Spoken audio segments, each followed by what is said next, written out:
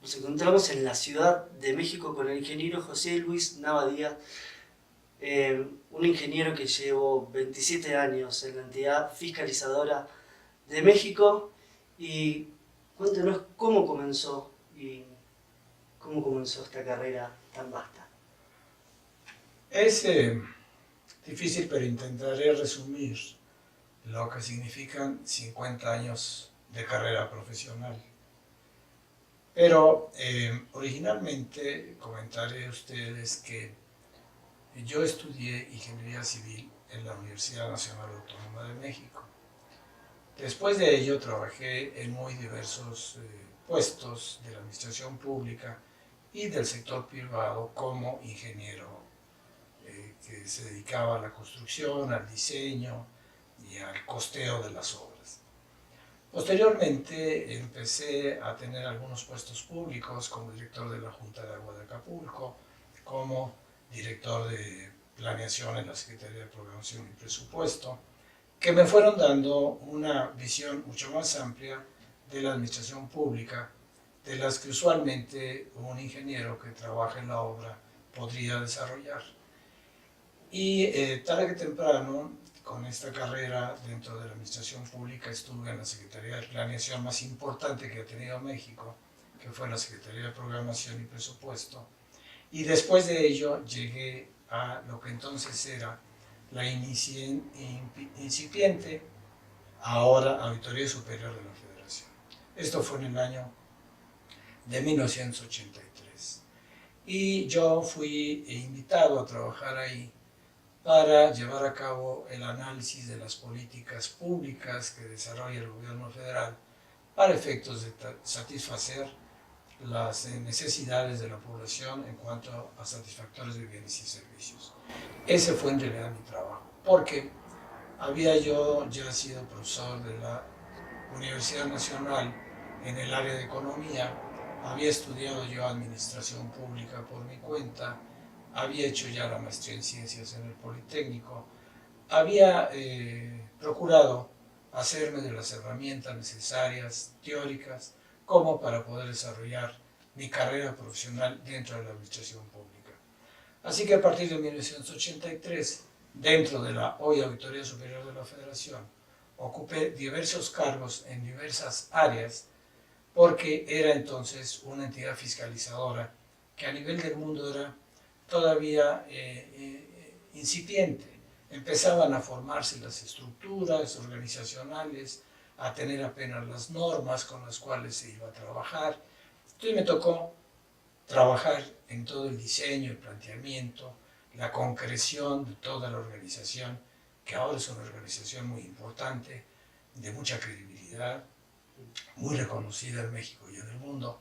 Me tocó durante 27 años trabajar en todas esas áreas, pero como digo, la formación inicial, no necesariamente si quiere uno trabajar en administración pública, tiene que conformarse, integrarse, formarse con muchas disciplinas.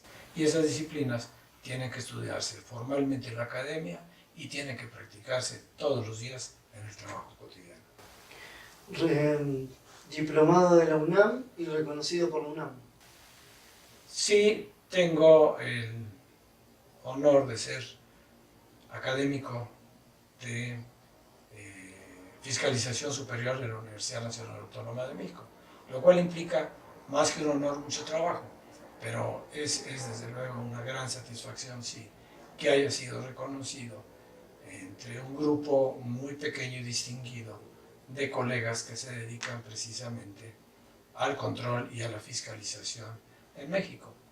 Y esto me da la oportunidad de desarrollar, ya ahora que estoy jubilado desde hace 8 años de la Auditoría Superior, me da la oportunidad de seguir desarrollando diversos esquemas, planteamientos, análisis teóricos, propuestas para llevar a cabo de la mejor manera posible las actividades de fiscalización, de control de gasto público, de control concomitante de gasto público, tanto en el área de auditoría de obra pública principalmente como en otras áreas. Y ese es el trabajo principal que está desarrollando. ¿Cómo es ese trabajo de auditoría en un país tan grande? ¿Cómo se lleva a cabo? Difícil, con mucha técnica, con mucho esfuerzo, con mucho trabajo y tratando de obtener resultados muy concretos. Yo puedo señalar, como aparece en toda la documentación que está en mi página oficial y en los libros que he escrito, que quizá si se puede llamar éxito a los trabajos o exitosos los trabajos que yo realicé y he realizado dentro de la administración pública y fuera de la administración pública, es porque he logrado equilibrar el ejercicio de la inversión pública en el gasto. Es decir, este lograr que se den las mejores condiciones en el manejo de los recursos públicos me parece que es central. Y esto es lo que me parece a mí que yo he logrado, no solo dentro de la auditoría, sino ahora ya como consultor privado fuera de la auditoría. La tendencia política mundial actual es esta política que viene a luchar contra la corrupción. Es algo que usted hizo durante muchísimos años. ¿Se puede pelear? ¿Es la solución evitar la corrupción? ¿Es posible? El tratamiento de la corrupción, desde luego, tiene muchas aristas, muchos enfoques, muchas leyendas y muchos mitos.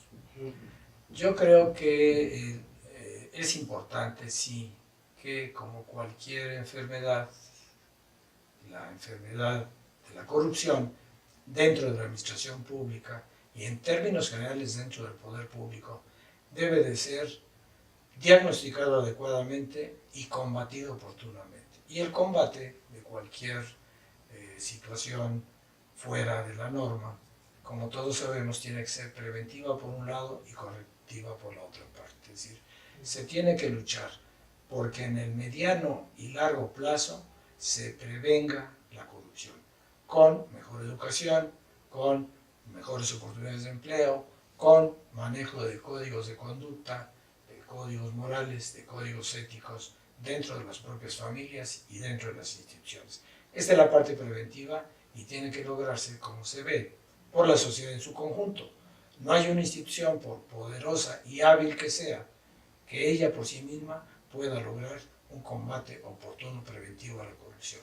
Por el lado de control y por el lado de combate a la corrupción, se necesita primero que haya la convicción social de que se quiere controlar la corrupción. La corrupción, quizá como muchos males en el mundo, es difícil de extinguir, pero sí se debe de controlar a niveles aceptables, por decirlo de alguna manera. Ahora lo que está ocurriendo en México y en el mundo es que esos niveles están creciendo en número y en virulencia.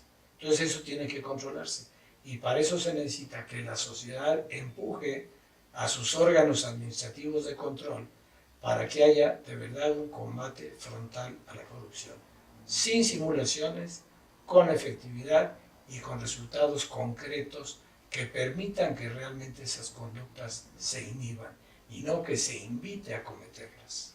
Entonces se necesita un marco regulatorio legal que tiene que revisarse, modificarse y actualizarse. Se necesita una estructura como la que está formando en México, ahora llamado Sistema Nacional Anticorrupción, para darle mucho más fortaleza a nivel central y a nivel regional en cada uno de los estados, para que se tenga inmediatamente sobre el acontecimiento mismo de los fenómenos de ejercicio de gasto público, se pueda controlar el ejercicio correcto de esos gastos. Fue el que controlaba esos gastos y también es reconocido por esta oficina anticorrupción.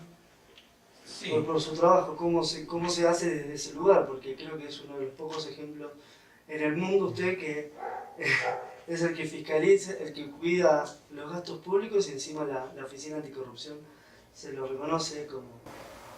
Sí, yo logré que hubiera una conciencia de que el trabajo de control, que el trabajo de auditoría, que el trabajo de fiscalización es un trabajo necesario, importante y que no tiene que ser una actividad necesariamente de castigo para quienes están llevando a cabo las tareas importantes dentro del sector público, que es, pues, las administrativas para el sector público. No tiene por qué ser una actividad que necesariamente sea mal vista ni mal aceptada por la comunidad, ni siquiera por la propia administración pública.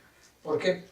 Porque es solamente una parte de todo el proceso administrativo que empieza con la planeación del gasto, autorización del gasto, ejercicio del gasto, y después viene una etapa de control y evaluación para poder realimentar las etapas de planeación.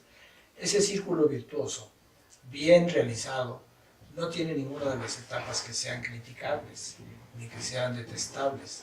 Pero claro, cuando se hace con mala intención o dentro de esas mismas etapas hay corrupción, entonces el problema se multiplica. Es como cuando una vacuna, en lugar de prevenir la enfermedad, la infecta. Eso es una cosa terrible. Entonces, yo creo que lo más importante que se debe de lograr, en mi opinión, es que cuando desarrolla uno una función de control, evaluación, fiscalizador, la función que uno desarrolla, la desarrolla en forma creíble para la sociedad. Que, como la reina de Francia, tiene que ser pura y parecer que es pura la actividad que está desarrollando, para que los auditados sientan que estamos participando con ellos dentro de todo el proceso de generación, en el caso de la obra pública de infraestructura, y para que sienta la sociedad que estamos controlando que no se salga fuera de ciertos límites el hecho de que se aumenten gastos, se retrasen obras, se modifique la calidad, que hay alguien que está vigilando que esto ocurra de la mejor manera posible, lo cual la sociedad lo puede impulsar, pero no lo puede hacer, porque no tiene el tiempo, el acceso y los conocimientos para hacerlo. Yo creo que eso fue, francamente, lo que mejor se logró, y en los casos en los que se detectaron gastos excesivos, esos gastos se recuperaron y se reintegraron a la hacienda pública. Y fueron cifras más o menos importantes. La fiscalización superior y otros temas. De esto hablaste este libro. Ese libro lo escribí todavía estando en la Auditoría Superior de la Federación, en el espacio que hubo entre una de las invitaciones a participar en el proceso para elegir auditor superior de la Federación y otro. Entonces, en esos dos espacios en los cuales yo fui candidato y llegué a la terna final con un grupo de competidores en cada caso superior a los 50 o 60 expertos en el tema, en ese inter yo escribí este libro porque en realidad nadie había escrito o puesto en blanco y negro qué cosa era este tema que a todo el mundo estaba generándole pues algunos problemas, a otros algunas esperanzas, y que empezaba a crecer mucho lo que era la Auditoría Superior de la Federación. Pero al leer uno el propio marco jurídico del cual parte toda esta tarea, ahí mismo se da uno cuenta que faltaba profundizar teórica, técnica y prácticamente en este tema. Entonces por eso me di a la tarea de escribir este libro. Fui, creo, de los primeros o el primero que escribió sobre el tema, y esto fue lo que generó también, creo, un reconocimiento a que las tareas que había y estaba desarrollando en la Auditoría Superior tenían un enfoque práctico, concreto, pero además exploraba yo temas de mayor alcance para el futuro en cuanto al marco regulatorio, que fue el caso de este libro. Nos contó cómo es el trabajo de fiscalización en México, cómo se fue desarrollando a través de los años y cómo se sostiene, cómo soporta un ser humano esas presiones de corrupción. Yo creo que lo que tiene uno que desarrollar primero, para desarrollar cualquier tarea lícita, es una fortaleza propia. La fortaleza propia tiene, a mi juicio, que tener un gran componente de credibilidad en la sociedad. Si la credibilidad es un tema que parece ser poco concreto, un tanto etéreo, es decir, bueno, ¿quién es creíble y quién es no creíble? Pero uno aprende en el desarrollo profesional que a lo largo de una carrera profesional larga, como es el caso de la mía, por ejemplo, y hablo de mi caso porque lo conozco, pero hay otros colegas en la misma situación de credibilidad, se logra a través de muchos años y hay un consenso de que realmente esta persona se conduce en forma íntegra. Y quizá eso sea el valor más importante de un servidor público que quiere cumplir con su tarea, porque eso lo hace respetable y lo hace poco vulnerable a los ataques externos e internos y a los vaivenes políticos. Es decir, independientemente de, dijéramos, la calidad profesional que uno pueda tener, la experiencia profesional que uno pueda tener, independientemente de ello, que me parece una condición sine qua non, es decir, sin tener eso no hay forma de que alguien pueda desarrollar un puesto público con éxito. Esa característica dijéramos que es indispensable, pero básicamente la que da estabilidad a alguien en un puesto, a mí me leo 28, 27 años y fracción casi 28 años, en el que vinieron diferentes grupos y partidos políticos al poder en la Cámara de Diputados. Entonces cada uno de ellos que venía pues traía intenciones de traer a sus propias personas de confianza para ellos, para desarrollar una tarea tan delicada como analizar el gasto público en obra en todo el país. Pero ellos, me imagino, que analizaban con cuidado el hecho de quién podría desarrollar esa tarea en sustitución mía y llegaban a la conclusión de que lo mejor era que permaneciera yo en el cargo. Y comento, creo que básicamente más que por conocimientos y por tareas exitosas, yo creo que básicamente era por la credibilidad que había logrado en el hecho de que no me había enriquecido en el puesto público, no tenía yo negocios con empresas privadas, nadie se podía atrever, salvo ser acusado de difamación, a decir que se me había ofrecido algo, un favor, dinero, etc. Entonces, yo creo que eso es lo que ayudó más, básicamente, a tener cierta estabilidad, credibilidad y respeto de los partidos políticos, aún sin ser yo ni miembro, ni adherente, ni propuesto por ninguno de los partidos políticos en el poder representados en la Cámara de Diputados. ¿Qué tipo de educación es la que nos va a llevar a dentro de 10, 20 años a tener personas que solucionen o que puedan manejar los problemas que hoy tenemos de una manera eficaz? Sí, el tema de educación me parece que es un amplísimo concepto que habría que definir muy bien. Aquí nosotros en México tenemos muchas etapas acerca del concepto de educación durante la prerevolución, durante la revolución y durante el proceso posrevolucionario. Creo que fuimos cambiando en este país nuestro concepto de lo que era educación para nosotros. Considero que el concepto de educación no puede ser tan universal como a veces quisiéramos plantearlo.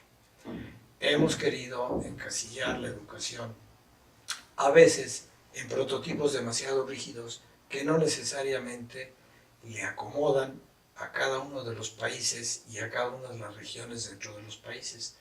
Aunque todos podemos y tenemos que estar de acuerdo en que hay conocimientos comunes que la humanidad comparte y que sería imposible que hubiera países que no los conocieran unos de otros. En eso estamos de acuerdo. Pero la educación en sí mismo es un concepto mucho más amplio que aprender datos o que aprender solamente formativamente a leer, a escribir y a contar. Entonces, después de la revolución, en México se consideró que educar era alfabetizar. De manera es que era educación para todos. Era una educación que tenía que darse a toda la población para que no tuviéramos analfabetas. De manera es que los esfuerzos, los grandes esfuerzos, eran para lograr que un país con 80% analfabetos tuviera un 5% analfabetos. Y en eso nosotros gastamos nuestros esfuerzos y nuestros recursos durante muchísimos años. Ahora, después de que terminó ese gran esfuerzo, o ese gran esfuerzo rindió los frutos que tenía que rendir, pues se ve ahora, se cambia el panorama hacia lo que es la educación media y lo que es la educación superior. Nosotros teníamos originalmente dentro de la Constitución la obligación por ley de que la educación primaria fuera obligatoria y gratuita para toda la población.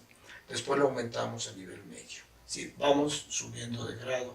¿Hasta llegar a qué? Pues hasta llegar a una educación profesional.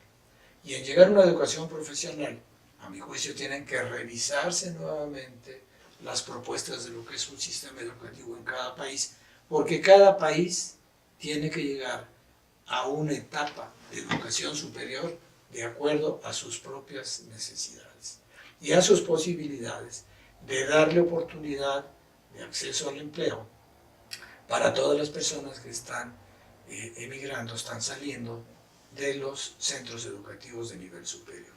Es decir, no es suficiente formar grandes profesionistas o muchos profesionistas o demasiados profesionistas, sino formar todos aquellos profesionistas que son capaces de insertarse en el proceso de crecimiento y de desarrollo de un país.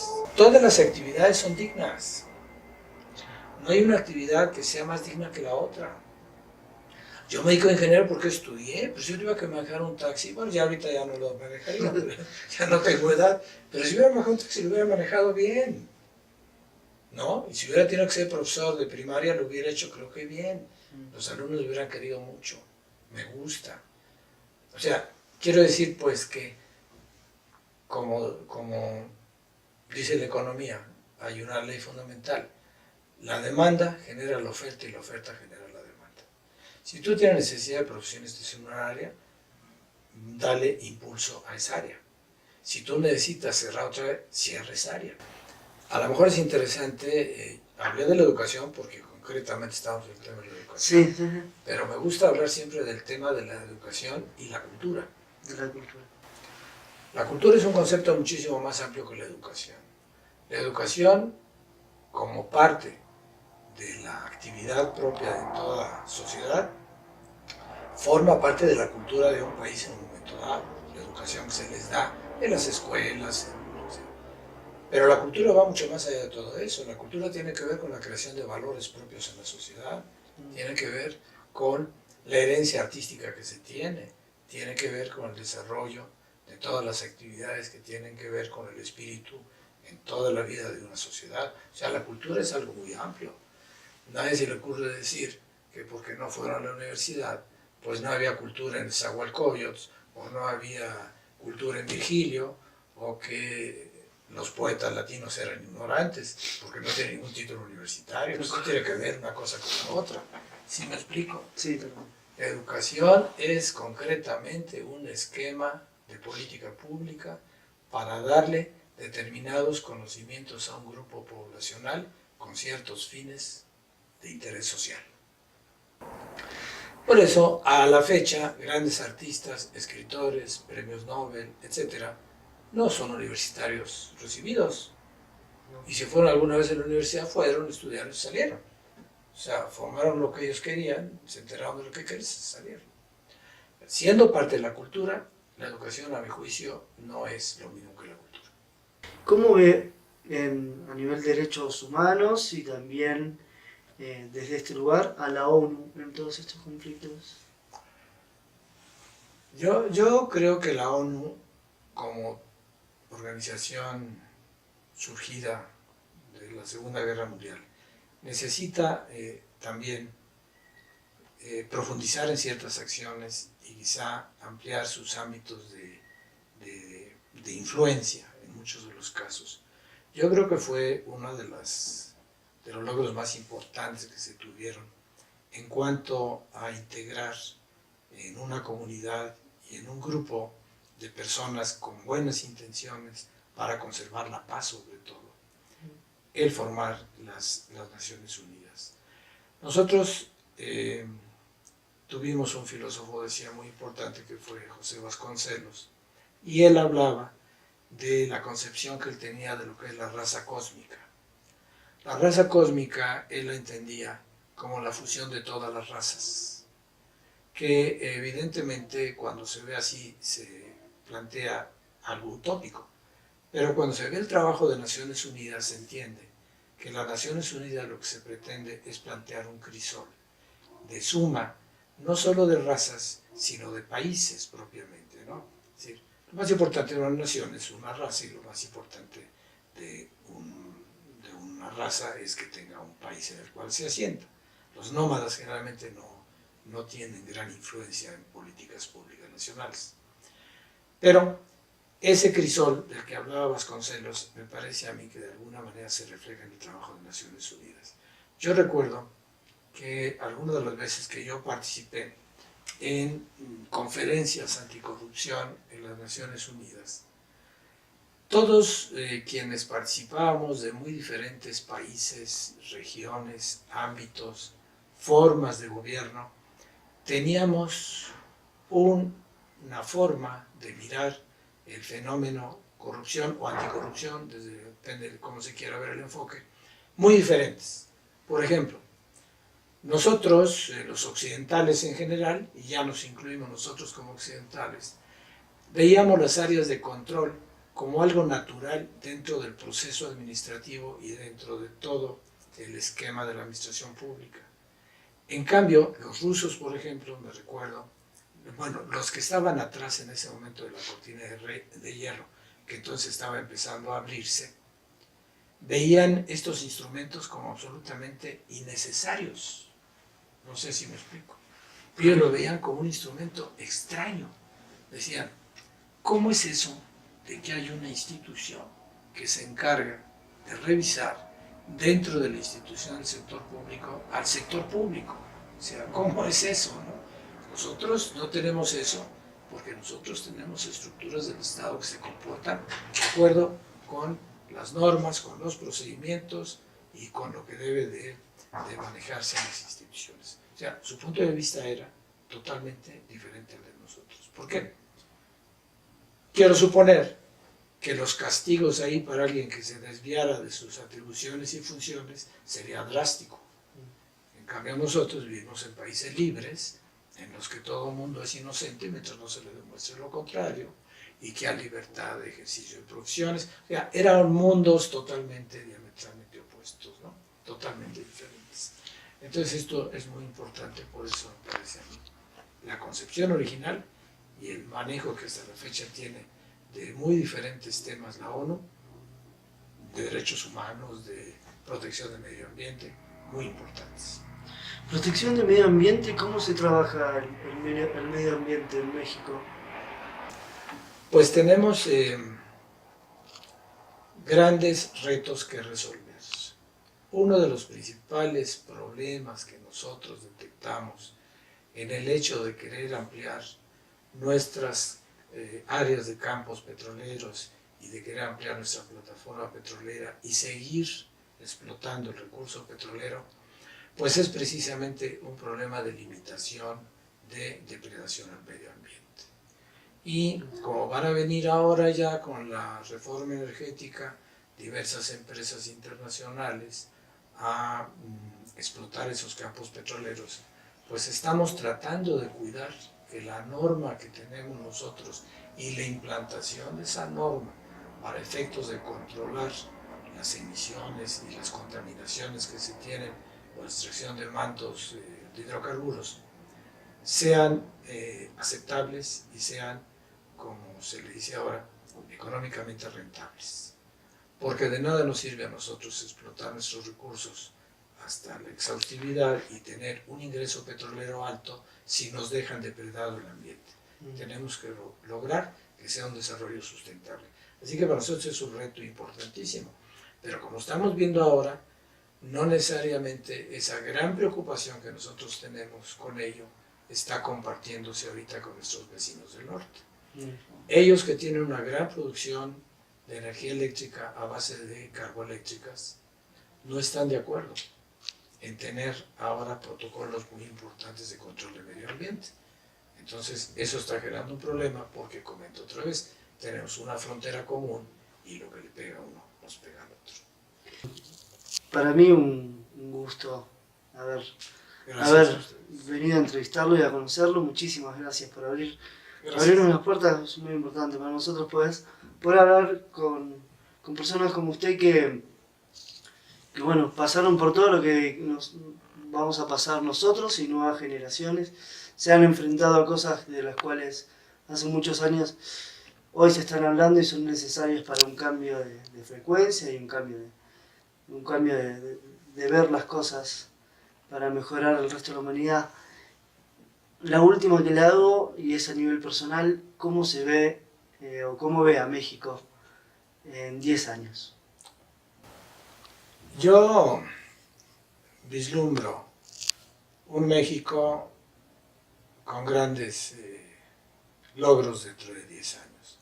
Creo que tenemos retos importantes y me parece que los estamos enfrentando con dignidad, con talento, con el interés y la participación de los ciudadanos y sobre todo con el empuje de los jóvenes. Yo en los grupos a los que doy conferencias o cursos me preocupo mucho por transmitirles ese interés en que participen dentro de los grandes retos que tiene México para avanzar en su desarrollo y solucionar los problemas que se van presentando. No hay país que no tenga problemas, los problemas se tienen que ir solucionando. Pero los jóvenes tienen un bono democrático importante. La sociedad mexicana está compuesta en una forma destacada por jóvenes que tienen toda la capacidad y todo el talento para hacer de este país un gran país, tienen los medios, tienen los recursos naturales suficientes y tienen ahora las herramientas que hace 30, 40 o 50 años no teníamos. Entonces yo creo que sí tendremos un país con un sistema político más consolidado en la democracia. Creo que tendremos un esquema de desarrollo económico más sólido que el que ahora tenemos, que está en transición, de pasar a un esquema de desarrollo totalmente dependiente en los últimos 10, 20 años de la renta petrolera, a un esquema de desarrollo más autosustentable y más autosuficiente. Y creo que también tendremos una sociedad más plural, más abierta, más comprensiva, más integrada y de alguna manera ya las inmigraciones internas o externas se habrán resuelto de una forma o de la otra para que socialmente también tengamos una sociedad con una formación de razas más consolidada. Muchísimas gracias, muchas gracias. Bueno, nos despedimos de la Ciudad de México, desde la Ciudad de México con el ingeniero José Luis Nava Díaz para la Unión de Artistas. Muchísimas gracias. Gracias a ustedes. Mi segunda alma mater. Esta es del Auditorio Superior seguramente. Esta es la de la UNAM. Ah, con esa vida. Esa es la más linda. Esta es de la UNAM. Sí, vale la pena mostrar esto. No, Sí, no, es con hermoso. ánimos de que nadie se sienta minimizado. Esta es de la Academia. Esta es de la Academia de Finanzas Públicas. Esta es de la Academia de Finanzas Públicas. La ponemos aquí. Y esta es la de miembro de mérito del Colegio de Ingenieros Civiles. Ah, Perfecto. ¿cómo tomé? Hermoso.